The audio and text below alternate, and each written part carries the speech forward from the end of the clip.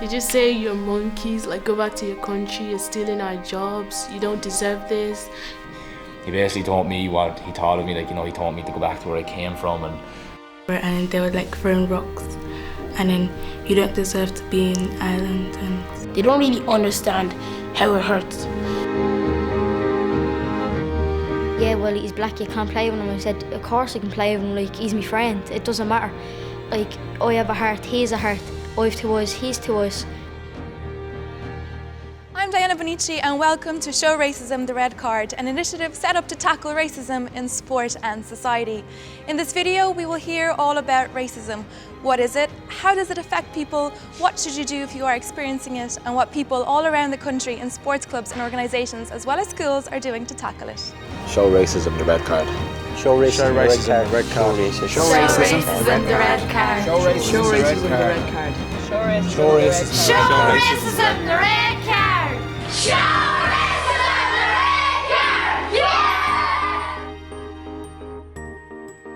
Unfortunately, racism is real and happens in Ireland.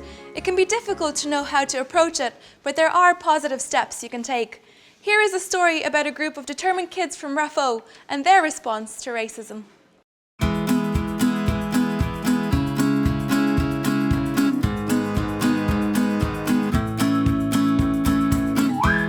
I suppose we have different nationalities in the school, and you know, different in the area as well. There would be different religions, and we really I suppose we have an ethos where we try to promote respect for everybody. They were seeing racism and debates about racism on the TV and in Premiership matches, so we just began to sort of talk about it and thought entering Show Racism the Red Card would be a really, really good thing to do. well, we kind of talked about it in the class. Everybody came up with different ideas, and then we voted on the best one. So that was the mosaic, so that's what we did. We decided to make a mosaic, and so the first thing we had to do was come up with a picture for the mosaic. And it was a picture of Jeff the ref holding the Show Racism the Red card. And then we got it blown up into different wee cards. Then on these cards we had St. Eunan's National School supports Show Racism the Red Card, and we asked people to sign that they supported us in doing that. And then we had to send all our different cards out to people who can make a difference, and when we got them back we had to stick them back on the board again like a jigsaw puzzle. Politicians and sports stars and Martin O'Neill, Alex Ferguson, Barack Obama, Michael D. Higgins. I think it was 235 cards got sent back to us. So every morning in the post, whenever the postman came, he was coming with envelopes. So each day the children were getting letters from these very influential people. It was quite exciting, We just couldn't wait till we just saw the envelope coming in the door. We just teared it apart, got the card, stuck it on the board. And I think it really enforced positively that, you know, the managers, you know, in high positions do care about showing racism the red card. Show racism the red card. Yeah! It's vital that we deal with racism the right way. If you are experiencing racism, here are a few key do's and don'ts.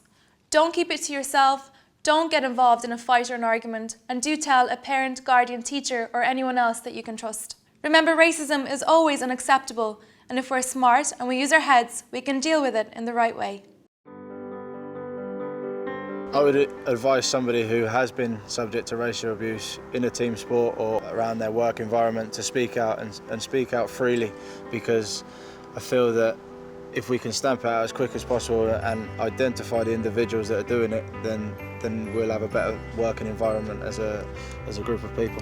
I'd say the first thing would definitely be to tell someone, you know, not to be frightened of what would happen. First and foremost, you know, I think they should probably go home and tell their parents and tell the teachers, and not to be shy about telling anyone, because there's no place for it. It's not nice for anyone to get bullied, so it shouldn't happen, and it definitely should be reported. The only really advice you can give to someone is you wouldn't like it if it was happening to you. No, you don't want to be bullied, nor would you like someone else to be bullied. And, you know, obviously you've got to stand up for your friend if he's a quiet, shy young person, you know, and you might have to tell a teacher, maybe a parent, obviously, to look after him and make sure that he, you know, feels okay. And because it can get people down, and it's not nice. It doesn't have to be at a football match, it could be in a playground, it could be out in the street or anything like that. I would go to a person you trust and I would report the incident to them. And the easiest thing is to do nothing, but the hardest thing is actually to report it. And people will think a lot more of you when you actually report it. First things first, tell somebody, tell the guardian. In the school it'll be tell the teacher, and on the football pitch it'll be tell your manager or tell the referee. Be an individual, you know. Don't be afraid. If someone calls you out, you think to yourself, I did a good thing. I stopped this person being bullied. When it happens, people need to say something, and people need to make sure that it's not tolerated in schools, in clubs, in sport, in any aspect of Irish society.